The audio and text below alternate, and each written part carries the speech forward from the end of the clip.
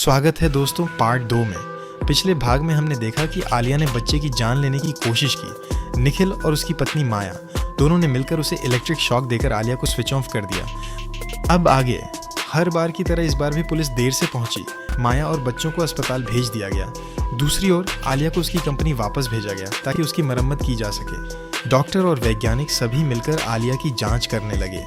तभी एक वैज्ञानिक ने आलिया के सिर के पीछे से मदर चिप, जो कि उसका मुख्य चिप था, निकालकर सिस्टम में डाल दिया ताकि उसकी गड़बड़ी की जांच की जा सके। वैज्ञानिक सब कुछ ध्यान से जांच ही रहे थे कि अचानक आलिया की याददाश्त दूसरे रोबोट में ट्रांसफर होने लगी। तभी एक वैज्ञानिक ने तुरंत मुख्य बिजली की सप्लाई केबल निकाल दी और देखते ही देखते स्क्रीन बंद होने लगी। और तभी अचानक आलिया जैसी दिखने वाली एक रोबोट पीछे से आकर वैज्ञानिक पर टूट पड़ी और एक ही झटके में उसे जमीन पर गिरा दिया। वैज्ञानिक को मारकर उस रोबोट ने बदले की आग से भरी नजरों से आलिया की ओर देखा।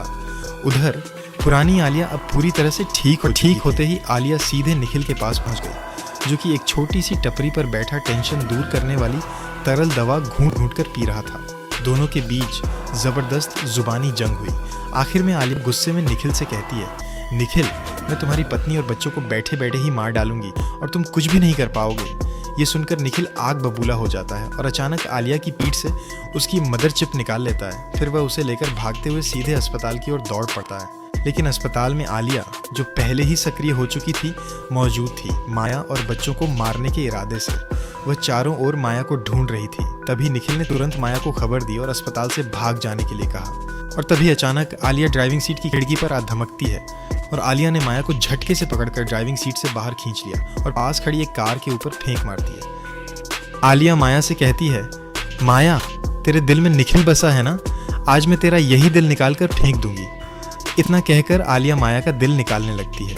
ये सब चल ही रहा था कि तभी निखिल तेजी से कार लेकर अस्पताल की ओर पहुंच रहा था। सामने का मंजर देखकर उसने कार की रफ्तार और बढ़ा दी। उधर माया भी हालात समझ गई और आलिया को जोरदार लात मार दी। झटके से आलिया थोड़ी दूर जा गिरी और तभी निखिल ने पूरी ताकत से कार सीधी आलिया की ऊपर चढ़ा दी। टक्कर इतनी जोरदार थी कि कार में आग भड़क उठी और निखिल अंदर ही फंस गया।